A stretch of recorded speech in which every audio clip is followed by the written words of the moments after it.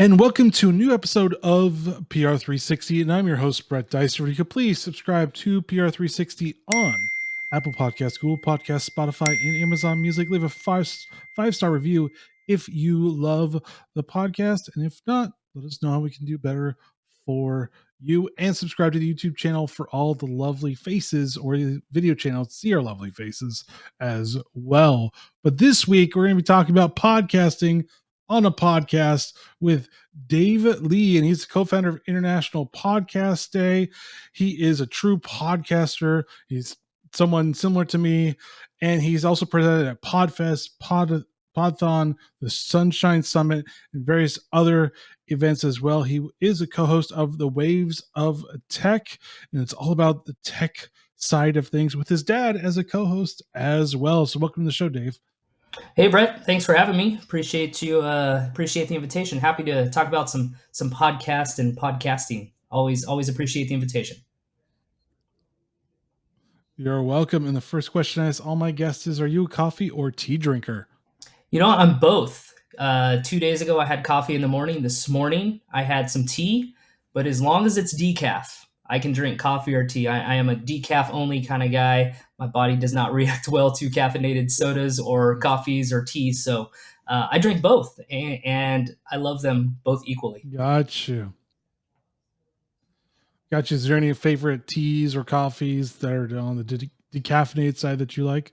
Yeah, I usually like the darker roast decafs. Just a regular drip is great for me. Always dive into not all coffee shops, but a lot of coffee shops actually have decaf espresso, which makes it a great opportunity to dive into cappuccinos and lattes and that kind of stuff. But as far as the teas, I like like the chamomiles, some of the more earthy ones. Most people feel like it tastes like dirt too much, but I stick in that realm of like the chamomiles and those light ones. I'm not a big fan of like the fruit forward, the blueberries, raspberries, peaches, stuff like that. I avoid those. So, but yeah, kind of try and keep it mixed up day by day, week by week with coffee and tea. Gotcha. And then I gave a brief summary about your expertise. Can you give our listeners a little bit more about your expertise? Yeah, absolutely. So you had mentioned at the top of the show, and thank you for that nice introduction. Is actually started as a podcaster back in May 20th of 2009. My dad, brother, and I at the time had created the Waves of Tech, and we actually recently ended that show August 31st of 2021. And so we went on about a 12-year, 3-month run of podcasting. And when we had started in 2009, it was, podcasting was only about 4 or 5 years old at the time. And so we did a lot of the old school legwork of, writing XML files and creating all these, trying to figure out how to record via Skype and all these other things. We have so many great tools now for those that are either editing or producing podcasts or as creators themselves. But yeah, so I podcasted for over 12 years, as you had mentioned. I've presented and spoken at Podfest, which occurs in Orlando every year. I've taken part in a few online events, with Podthon, the Sunshine Summit, and of course been a guest on podcasts throughout the year, ranging from tech shows to talking about podcasting or just going on. And I'm a big a European football fan as well as an American soccer fan, so I get the occasional opportunity to go chat with some of my fellow supporters on that. So that's kind of a little bit of background for me. My dad and I also started International Podcast Day that actually was created in 2014. And year by year, it keeps going, it keeps growing and morphing based on how the industry is changing internationally. And so just being able to dive in to that international waters, basically, of podcasting is fun. It's a great opportunity to connect with people from, Africa and Finland and India and Japan and everywhere in between. So that's kind of where my background within the podcast and podcasting space really lives. All right. And I mean, podcasting is synonymous right now, but how popular is it? I mean, it seems like it's everywhere now. It seems like all of a sudden, when the pandemic hit, all of a sudden it was like podcasting everywhere. Everybody wants to start up a podcast. No, it's absolutely true. When you talk about, March 2020, when people were like, what can I do with some of my now free time, that I have with it? I'm not going out to restaurants, not going out to the concerts. I can't go to the gym. And so all of a sudden you saw not only a lot of podcasts start, but you started to see a little bit of the listenership kind of grow and dip in certain areas. Like during the pandemic, like health and fitness and mental health podcasts really grew. Obviously, a lot of people trying to figure things out, try to stay motivated, try to keep their heads clear during the whole COVID thing. But it continues to grow from a listenership base as well. Really, I always encourage everybody to check out edisonresearch.com and follow a guy by the name of Tom Webster on it's all about podcasting trends. Him and the Edison Research team do an amazing job. And I just want to give a little bit of background here. In May of 2014, they actually had what's called the Share of Ear Report. And it showed that only about of 1.7% of the time was spent listening to audio sources went to podcasts. Okay. And that was what, 8-9 years ago. And then you fast forward into their most recent infinite dial research that was recently put out in 2021, shows that an estimated about 162 million listeners, now this is US only, or that's roughly about 50% of the population have actually listened to a podcast. So you can say about over half of the population has actually downloaded, listened to, or subscribed to some sort of form of podcast. One of the great interesting stats, just talking about popularity and those things, is 78% of the people now are familiar with the term podcast or podcasting. That even grows. That's 3/4 of the population. That's huge. Well, when you look at not only that, Brett, but when you look over at like the active listeners, right now we're showing about 41 million active monthly listeners to podcasts. That's about 41% of the podcast population that's listening to a podcast within the last month. And then they dialed in their research a little bit even more and said about 28% of people listen to a podcast in the last week. And so on average, Edison Research is showing, the popularity continues to grow. They're showing that most podcast listeners listen to about 8 podcast episodes and about 5 shows in a given week, which is pretty incredible. And then not only, Brett, from the podcasting element, but you have to dial back, and this is important for everybody that's listening here, is about the diversity in listeners and the audienceship. About 43% of monthly podcast audience is non-white. And when podcasting started back in 2014, the audience, and in particular, most of the host and people involved, it was 2/3 male and white. Now you're seeing, a very diverse change. You're seeing, seismic shifts in the listening audience and those that are getting behind the mic, and most podcast hosting companies have amazing data, right, on growth, mostly focused. There's a lot of focus on international stats and podcast audiences. So if you're somebody out there that has a podcast or considering, a lot of these hosting companies have a lot of that data available. I know Edison Research focuses here traditionally in the United States.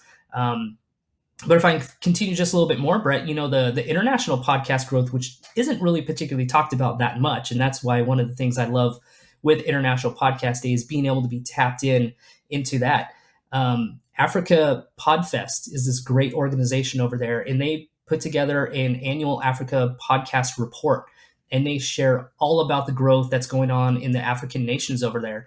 And I always ask, it's like, hey, when was the last time you checked out stats or looked at the podcast marketing markets in like Colombia and Brazil, the Philippines, Turkey, the United Arab Emirates, Finland, India? These are all, growing exponentially when it comes to growth, as far as both listenership and audience growth, but also to those that are podcasting and starting. So, you kind of spread out your knowledge a little bit when it comes to advertising and PR, to kind of think, an audience member, I can listen to a podcast from Australia without any issue, and, I can listen to something that's an Irish-based podcast or Scottish-based podcast, and I have. And that's the beauty of these. There's literally no boundaries in podcasting. So when you talk about the popularity behind it, that's sort of one of the few things where it just kind of overarches and branches out. So it's pretty incredible to look over since 2004 when podcasting started into now, just to see the growth exponentially over the several years. Gotcha. And what should brands really understand about starting a podcast? Because, like I said, everybody wants to start one, but what are some things that they should know before starting one? It's always a good question. The first thing when when you and I were talking about what we want to chat about was I have a friend in the podcasting space. Her name's Ariel Niesenblatt, and if you're not connected with her, she's a great voice in the podcasting industry right now. She actually just recently put a post up on her LinkedIn page. It was basically somebody asked her, "What do I need to do to start a podcast?" And she rattled off 20 questions.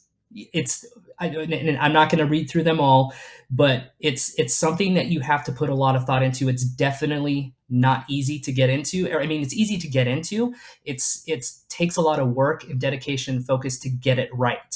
But I'd say at the basis, you have to be prepared and you have to be organized. And what that means is being held accountable, not only if you're doing it with a co-host or producers or people that are writing for your show, or whether whether it's a like an informal or you're really trying to grow something. It's all about being prepared and being organized. You also, when you start thinking about starting one, you also want to consider how you can repurpose all the material that you produce. We're going to talk about a little social audio and video later, but you want to think about that stuff. Does this material make sense on Twitter? Does it make sense on YouTube? Does it make sense as a post on Instagram? Does it make sense to be on TikTok? That's growing in the space. So there's different ways you can repurpose your material. It could be audio clips, it could be video clips, whatever it is. But I definitely encourage, everyone to dial into what you're strong at. What's your strong suit? Let's focus on that. For years, my dad and I podcasted. I've never edited a single episode that I've ever been on. My dad has always taken care of the podcast editing. He's done all the audio, he's done all the mixing, all the compression, all that stuff. I did a little bit on the website, but what I did is I scoured the internet for all of our tech stories. I did all of our show notes. I did the social media pushes. We found our strong suit and we stuck with that for the 12 years and it really worked for us. So finding a partner that's really going to utilize their strengths and your strengths so you can really focus on that. I always say, this is one thing that's often forgotten within the podcasting space when you start. The effect of video is having is huge, but also don't forget about the growth of smart speakers in the household. There's more growing data that people are listening over different smart speakers. I don't want to say any of the smart speakers names, on this podcast. I want to activate it, but that's one of the things that's really happening right now. But yeah, focus and work on community first. Have a central hub like a website, and don't really rely on social platforms to be around. We have the 4 or 5 major dominant ones, but you always want a place if that website goes down or that social media outlet goes down, you still want a place to host and hold the attention of your audience. Always direct them to that central hub. So those are a few of the things you really want to start thinking about. We're talking about brands at the same time. They have kind of a built-in community already. Like they know their trends, they know their audience, they know their markets. But at the same time, you got to put all those pieces together to make sure that you're not putting out a product that's less than average. You want to, as I said, be organized, prepared, kind of work through a thought process and a strategy on, from start to finish as far as what your mission is going to be.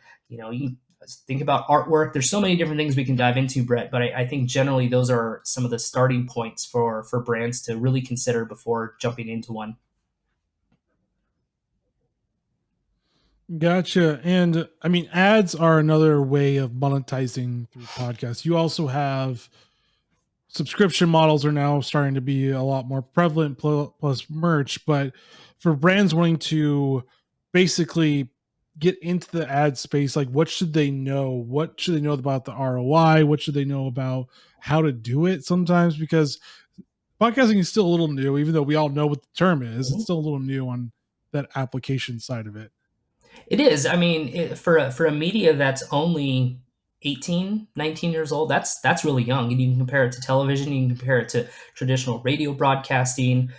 There's a lot of technology out there that is, I'd consider podcasting still in its infancy. At the end of the day, there is fantastic return on investment for podcast ads. I mean, you talk to somebody who gets the right advertiser with the right audience mixed with the right host, it really has amazing return. I know personally I have purchased several items using either a referral link or just went over to a site based on a recommendation from the host. And the one thing I'd say, if you're looking how brands should get the most out of their podcast ads, when you've identified maybe a podcast or a podcast host, make sure you work with them very closely, on developing an ad for the show. Focus on the audience of the podcast for the greatest ROI. I know we want to focus on, the product and what we can bring to you, but you want to make sure you bridge that connection as far as making some value and an added benefit to those that are going to be listening. Right? You got to make sure your product fits with that podcast.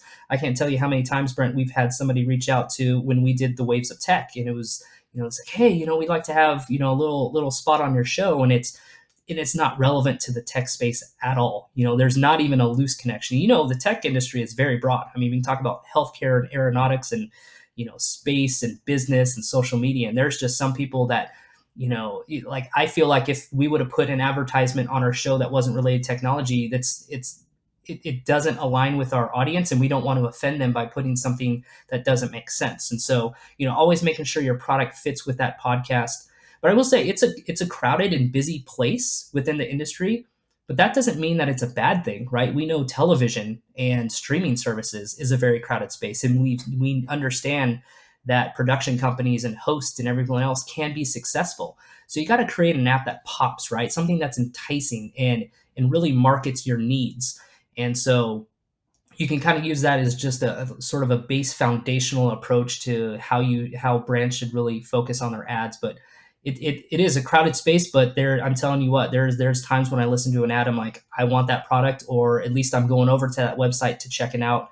And if there's a discount, if there's a referral link, if there's some sort of kickback, that's usually pretty cool too. So yeah, lots to learn in the ROI space in the podcasting ad. I think recently, $1 billion, if I'm not mistaken, was spent in 2021 just on advertising alone in podcasting. So people are diving in, people are spending their money, and last time I checked, businesses don't spend money unless they're getting a ROI. So it seems to be a very qualifying fit for the two.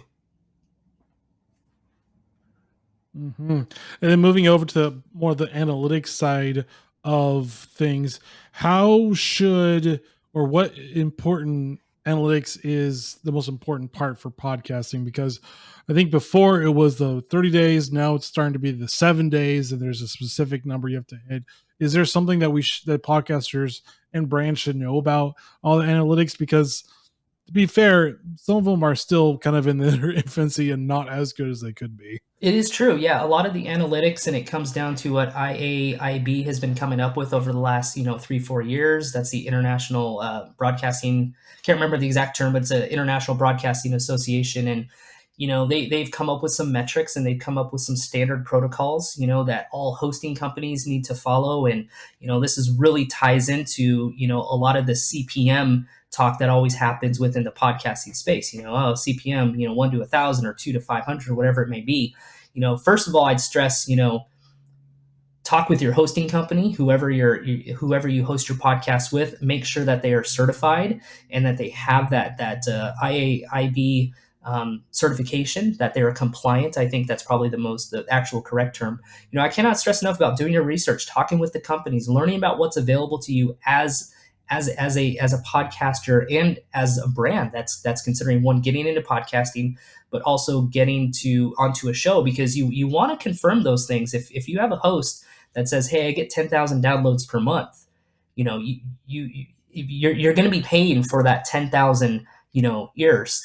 But if their podcast or their hosting company is not providing certified and verifiable results, you're going to be overpaid for something. So I would say definitely check in with the hosting companies, check in with the hosts and the owners of that show, just to make sure they're in compliant. And also, a lot with analytics when it comes to just podcasters in general, you don't always have to heavily focus on the analytics. We always like to see, continual growth from show to show and episode to episode or season to season, however you formatted your show.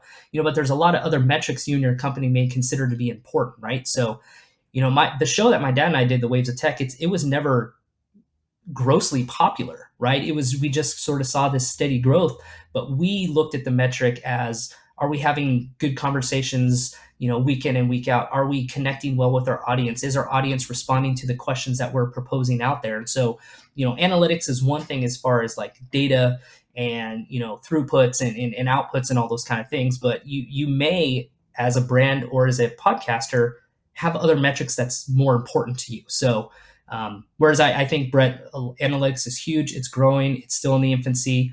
But yeah, just make sure you're focused on something that you find to be of value. Hmm.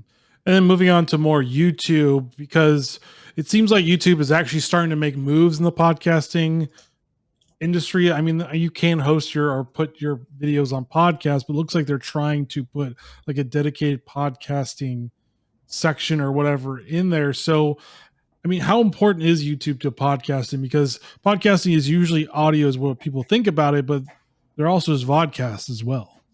Yeah, this is very interesting. I know, for one, personally, I know myself and other some of the old school podcasters were like, a video podcast is not a podcast. It's like you can have that battle, you can have that debate all you want, but the thing we focus on is that people are going to YouTube or other platforms because they want to check out video.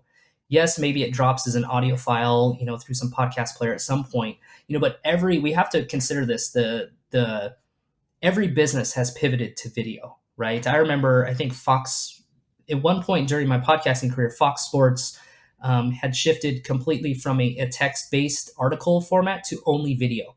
And that was, just as telecom industry, they pivoted to allow for better coverage and download speeds. And so you can kind of see the whole trend, right, going there. So video is here to stay. That is a debate in the podcasting industry, but it is here and it's powerful and it's very useful. But some things you want to consider, just because it's here doesn't mean you have to get into the space. And I think that's one of the precautions I tell a lot of people. You don't have to be everywhere. You can stay as a traditional audio podcast. You don't have to be on all the social media outlets. You just have to create a way for your audience to continue to talk to you, right? And you have to do your business in order to get found and to be searchable. It doesn't mean you have to get in, but things to consider. Does it make sense with the premise and the design of your podcast? If video is something that you're uncomfortable with, if you don't like to be presented on camera, if you don't want to go live, if you don't want to do the post-production side of it, maybe ease into it, find a way or find someone else to help you out with it, and can you grow your audience in a meaningful way through video? For some people, it's the perfect combination. Maybe you're a pop culture show and you want to show, like, not clips, but you want to show things about movies and comics and streaming services and all these kind of things. That may work for you. For a tech show that I didn't feel like video was the best approach to it. So you kind of have to just kind of, again, with that strategy long term, trying to think. I always like to just warn podcasters and brands when they get into it, can consider the additional workload associated with incorporating video. It's a lot of work. It's scheduling. It's making sure everybody has the broadband and the connections and the video and the audio setup. Those are all things that, if you're having guests on, you may not get all of the high quality connections that you want. So, but also don't expect overnight success when it comes to video. It's not the panacea. It doesn't mean that once you're on there, boom, everybody's on YouTube, so boom, everybody's going to see your show. That's not really how it works. But viewership and listenership highly vary, from audio and video. So just be strategic about your plan. Think about whether video makes sense, and that could be video through YouTube, Brett, as you mentioned, or it could be embedding some sort of video into your website and just driving people there. There's a lot of different services out there. YouTube is obviously the popular one. It's set up, it's functional. But warning, YouTube Studio in the background changes stuff week by week, month by month. So you gotta, once you're in there, you gotta have to keep up on all the settings and the changes that they do. So again, just be wary of it. But yeah, podcasts and video, that interconnection is definitely here to stay, and you can definitely see some pretty substantial growth. Mm-hmm. And then moving on to social audio, and what is your opinion about social audio in general? Since the pandemic kind of made it, actually didn't kind of made it popular. So, what is your opinion about all that stuff? Yeah, social audio is quite an interesting tool. From my perspective, I actually prefer social audio applications over video, but that just goes down to my own personal listening habits, and that's just how I prefer to consume my media. Now, I know a lot of people venture towards video, and it works for them, But yeah, the thing I like about social audio, and you can be talking about Twitter Spaces, Clubhouse, and whatever space. I know there's, Spotify was doing green rooms or is doing green rooms. There's probably 5 or 6 if you put in social media apps. You'd probably find so many different ones. But I always felt like it's easier to be included. It's easier to hop in on the calls, and you have limited bandwidth issues when you typically do social audio. It's like you can pop in and out. If somebody addresses you as like, hey, I remember on podcast day 2021 last year, I just got a text from one of my friends in Florida, and she's like, hey, we're hopping on a Clubhouse call talking about International Podcast Day. Join us. Boom, download the app in like seconds. I was there. I didn't have to set up my studio. I didn't have to turn my computer on. No video, no nothing. It was super easy. But I think it's a really great space to explore and find find your audience, and share your message. And I think it's a really great way for brands to connect and really reach out to their audiences. The beautiful part is a lot of these apps, you can set notifications. So when so and so goes live, you can join them. And I think you're an audience member who's interested in whatever brand you're doing, or whether you're a host, is going to find the time to chime in on that. But the only thing with social audio from like a creator standpoint is if you're going to use it, you got to be consistent with the delivery and the time of your broadcast. It's like you got to tell everybody, hey, it's Sunday at 6 p.m. and you got to make sure it's Sunday at 6 p.m. every week.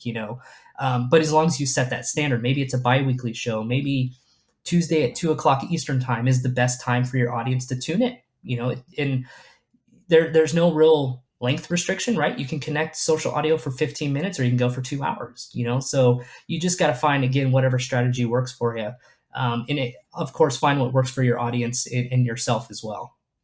But I do enjoy social audio. It's a cool experience.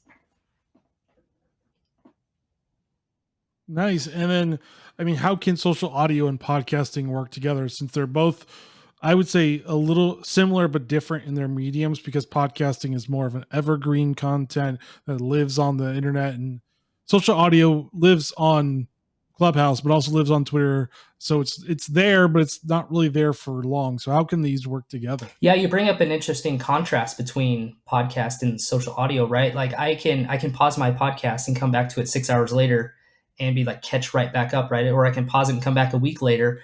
The chance of you going back to a social audio recording like a Twitter Spaces is pretty low, right? It's just it's kind of like in the moment. That's what captures it. It's like I'm online, my friends are podcasting. They got a space here. I see that one of my favorite hosts or shows is going live to really chit chat. I think they can work together, but I think, as you said, Brett, there's some quite stark differences between like the now instant gratification of social audio and the long term benefit of having the freedom of podcasting, as far as like pausing and and sharing and that kind of stuff. But if I've learned anything over the X number of years I've been in the space, is that podcasters and creators are some of the most adaptable, technical, versatile, and flexible creators out there, right? And so you just have to think in those terms. You got to have to adapt your game plan. How can I work in social audio into my overall strategy for my podcast? So I definitely think there's a lot of interplay. It's just you always got to remember the podcast is going to come first, right? You always want to make sure you have a good quality product. It's sounding well, it's recorded well, your website's up to date. You're keeping in track with your audience members and your listenership, and then utilize, like we talked about, video and social audio to supplement and just to augment what you're offering to your listeners and your audience. So yeah, I think there's an interplay there, but just kind of focus on what's the most important thing in developing your podcast, is that it's the podcast itself. Mm-hmm. I mean, yeah, I mean, you also have to choose what platform you want to do too, because can't really do all of them at the same time unless they come out with a tool to do all of them, but you can't really do it. So you almost have to pick and choose on that aspect too. So if you want to do Clubhouse, do Clubhouse. If you want to do Twitter Spaces, which I think a lot of people prefer because it's just on Twitter. Yeah, it's true.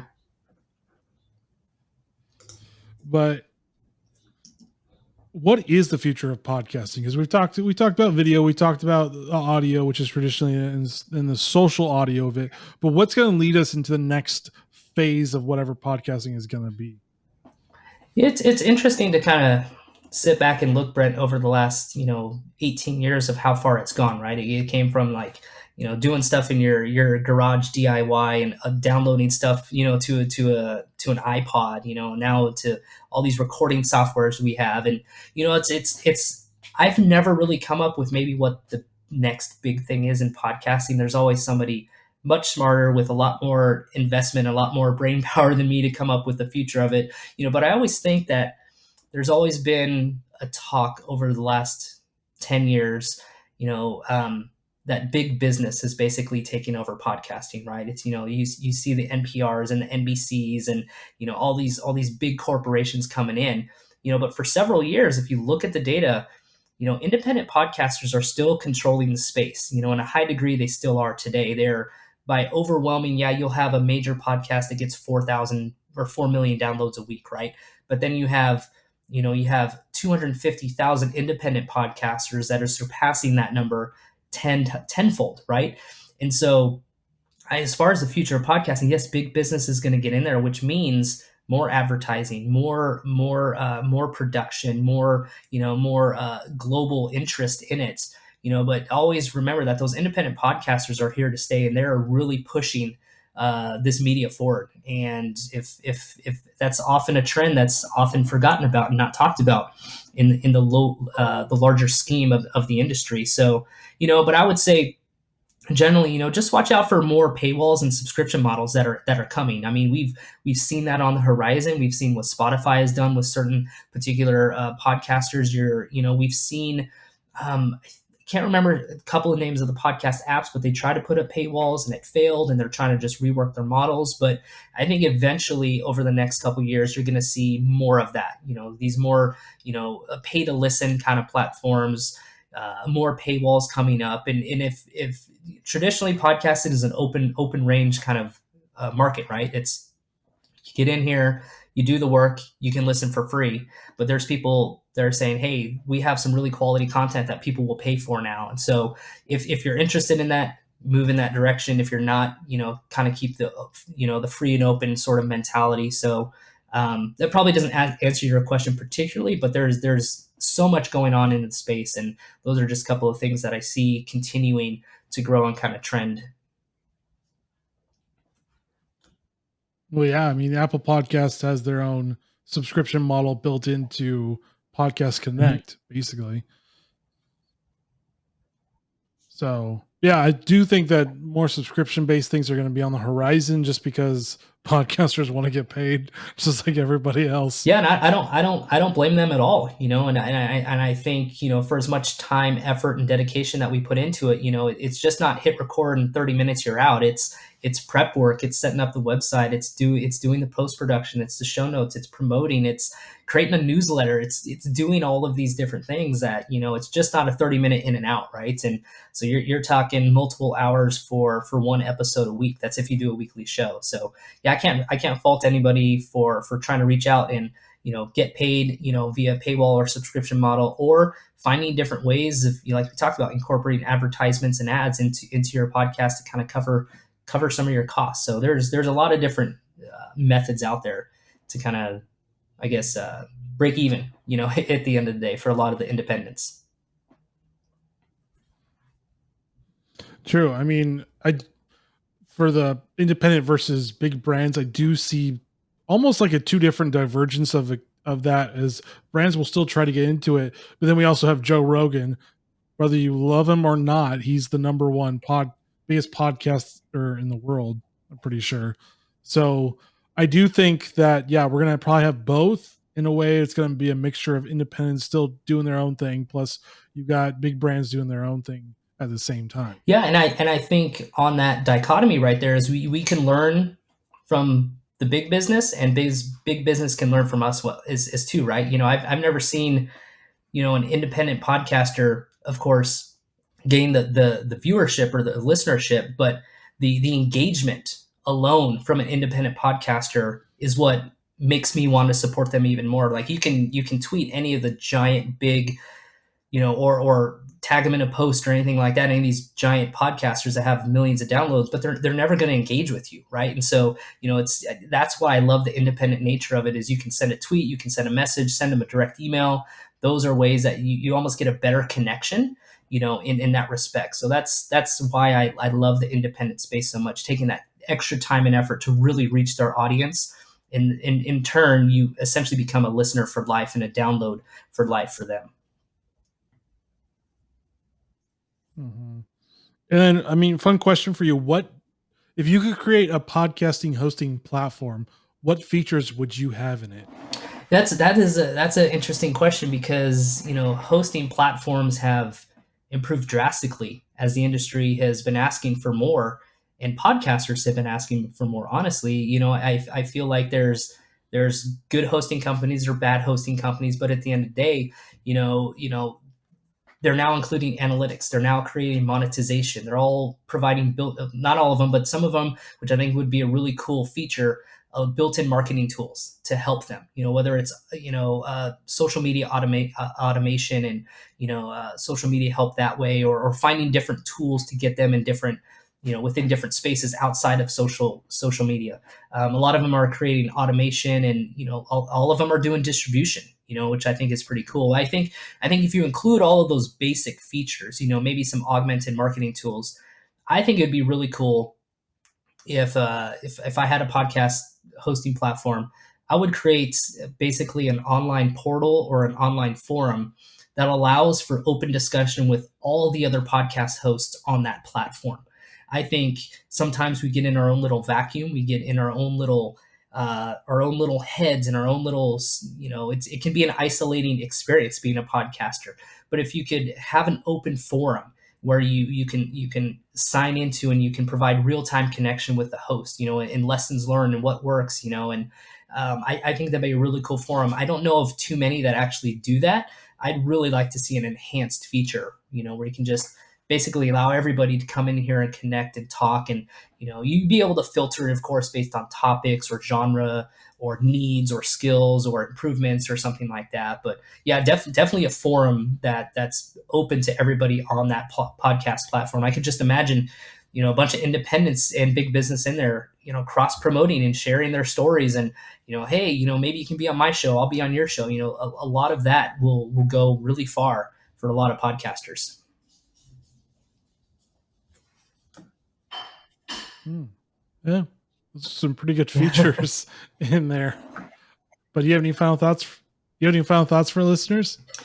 Yeah, it's podcasting is an interesting game. I podcasted for, I mentioned, almost 12 and a half years, and continued to do International Podcast Day, year by year and month by month. But it's all about being patient. Both when you're working with podcasters and podcasts, or with when you're creating your own, right? Success is definitely not built overnight, and neither is your audience, and neither will your show. It's a long term investment. A lot of people put in a lot of years of service and a lot of years of work to get to where they are, and so can think of it as a long term investment and a long term goal to get to your overall strategy or overall benchmark. And I will say the tricky part that I found during my podcast history, was you have to find a format that works for you and works for your show, right? My dad and I, we changed formats several times over the 12 years. And we did it because we had to adapt to what we were hearing, not only from our listeners, but from how comfortable we were from delivering our material and our message. We went from a Q&A session to an open forum debate to having a roundtable to just talking about 4 topics at a time. Then we did some really quick episodes where you just boom banged out some tech topics.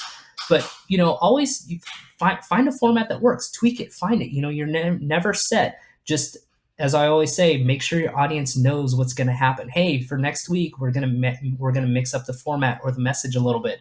Just always be honest with your audience, and I think that's going to be a huge key. But one final thought, on how to pitch ads on a podcast. It's all about value and connection. You don't want to reach out to a company for an ad for a product or service that isn't directly connected to your story, your website, or your overall direction, or any of your episodes. You always got to find something that's congruent, something that makes sense. One thing I always tell podcasters is prepare a press kit. Press kits are highly underutilized in the podcasting space. I have seen some excellent ones, and it goes really far. If you have your press kit online, it's good for PR companies can go and find. But if you're interested in, pitching a company for their products, to be an ad, you can send them their press kit, and you want to have, make it vibrant, make it lively, have its statistics and details about your podcast. You know, Press kits are invaluable, I think, in 2022 when it comes to podcast. And finally, Brett, my last thought is you think beyond ads. We always think about how do we integrate ads and ROI into our podcast. You can consider sponsoring a newsletter edition, that goes out, or a subscription. You can sponsor a virtual conference. You can really cast a wide net in the audio space to capture a new audience member, a new product, a new brand, whatever it is. So, if anything, podcasting, think big term, think outside of the box, and I think you'll be set up for some good success. Mm-hmm. And then for those that aren't as good as graphic design, you can use Canva to create those press kits that look really good too. Yeah, absolutely. Yeah, there's a lot of good tools, free tools out there that you can use, and you can use anything from a Microsoft Publisher to PowerPoint to a bunch of free things that are still out there. And it's just, always, I'm not very good with graphic design or visual appeal, so I always bounce ideas off a number of other people. And there's a lot of people in the podcast space that are willing to help you. Hey, this is who did my artwork, or this is the person that helped me create my podcast kit. It's about being vocal, making some of those good network connections. That's really going to help you thrive in the industry. All right. Well, thank you, Dave, for joining PR360 and sharing your knowledge on the podcasting industry. Yeah, absolutely, Brent. It was a pleasure. Thank you so much. And PR360, thank you for having me, and hope you enjoyed it. I'm pretty sure a lot of our users have, but thank you for listening to PR360. As always, please subscribe to PR360 on Apple Podcasts, Google Podcasts, Spotify, and Amazon Music. Leave a 5-star review if you love this podcast, or if not, let us know how we can do better for you. But join us next week as we talk to another great thought leader in the PR industry. All right, guys, stay safe.